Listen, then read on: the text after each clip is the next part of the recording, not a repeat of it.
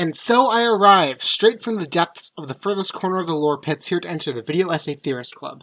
This is the first time I've ever tried to make a video essay like this. I usually don't have time to record, but in this case I actually do. I don't know when the next one will be, I might not do a next one, but it's whatever. This video will contain spoilers for Deltarune Chapters 1 and 2, so go play those first. I don't know why you'd be here if you haven't played them, but go do that. To put it simply, this video is going to go over the depths as a whole. And then at the end, I'm going to go over my own personal theory about Castletown. So, the depths. It's a term that you might have heard thrown around in discussions before, but what does it actually mean?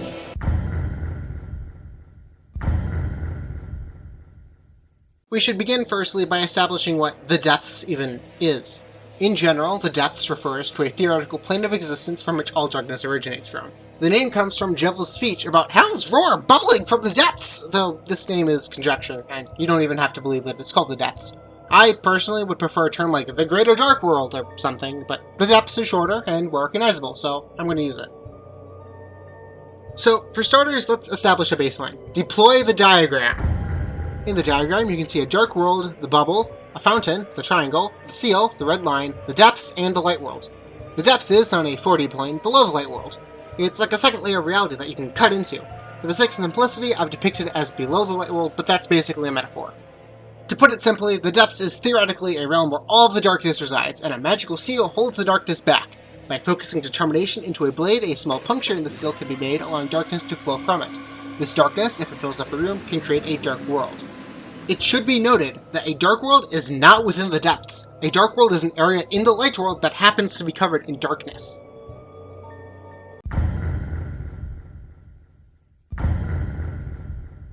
So, now that we understand what the depths is as a concept, what might the roaring look like? Well, I propose that the roaring would look something like this.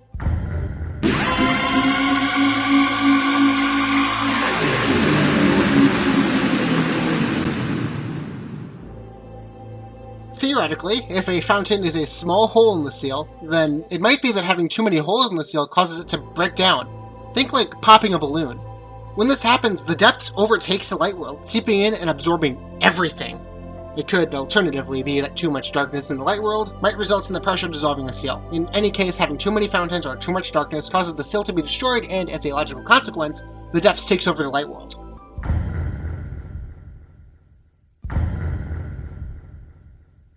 You know, one of the biggest questions in Deltarune right now is, who made the Grand Fountain? I mean, RALSEI talks about it as if it's special, and he claims to avoid it his whole life, which implies it's vaguely ancient? But that can't be true, because otherwise someone would have found it before we did, right? So, I guess we have to conclude that the Grand Fountain was made relatively recently. Or do we? It's actually possible to explain this seeming contradiction, and allow the Grand Fountain to be ancient. Deploy the diagram! As you can see here, we have the dark world, the fountain, and the seal, but if we allow the seal to move, look at what happens.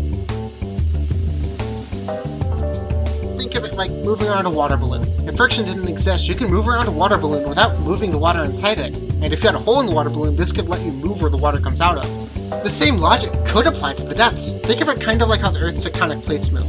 It's possible that the Grand Fountain is a special kind of puncture, I'll get more on that later. It allows it to be pure, and it seals itself as it moves to a new location.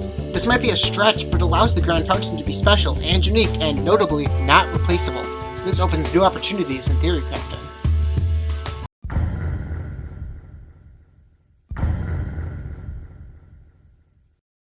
Well, it's time to lose any credibility I might have had with you, because it's time to get crazy. I believe that I might know what makes Castletown different. I might know why it's pure, and I might know what it actually is, fundamentally. Are you ready? Are you truly ready? Behold what I think Castletown actually is. Deploy the diagram! Bam! Castletown is actually backwards. It's a dark world within the depths, surrounded by something that's like the seal that keeps darkness out. It's pure in where the other fountains aren't. Its darkness is completely pure without much exposure to the light world. I call this idea the Submarine Castletown Theory, because Castletown would be like a submarine. Also, for this theory to work, the Great Door is like a teleporter door, it's not a physical one. If this change is true, that explains why Castletown follows fundamentally different rules. Why can we leave Castletown? Why is it pure? Well, it's fundamentally different from the other dark worlds. It's still born from darkness, but it's not really in the light world, so it's not technically a dark world in the same way.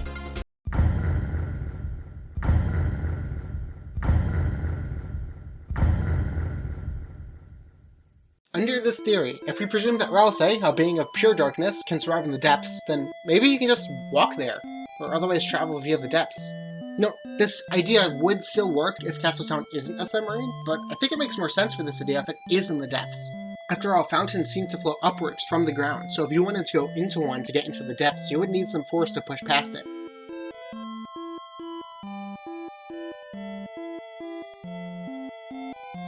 Now, I know what you're thinking. But bricks, you might say. Why wouldn't RALSEI just end up by the fountain immediately? How did he get behind us?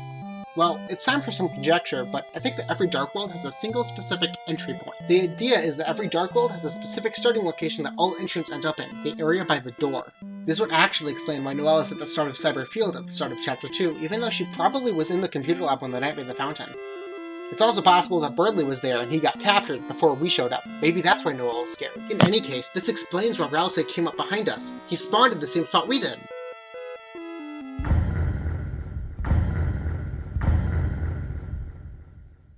But here's the crux of my theory. This idea, if it is true, has one major implication.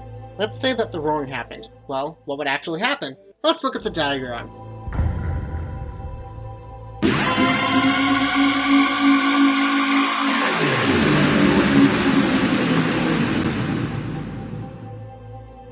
Logistically, since Castletown was already in the depths, it would be unaffected by the world becoming the depths. What if that's what we're doing this for? What if our actual goal for this quest is to create a sanctuary for Lightners to live post-roaring?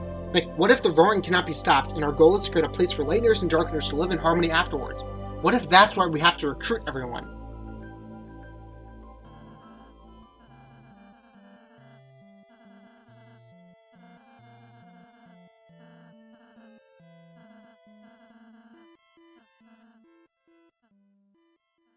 And that's it. That's the end of the Submarine Castletown theory. But it's not the end of this video. I have a bit more to say.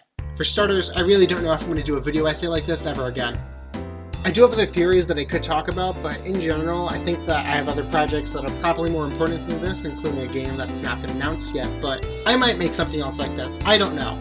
If you have any questions for me, you can ask them in the comment section down below, and I'll probably answer, because I have nothing better to do with my time. I'm also unreasonably active in the Andrew Cunningham Discord server, link in the description, so if you have a question about the theory, you can also ask it there. Well, I think that's about all I have to say, so until next time, see ya.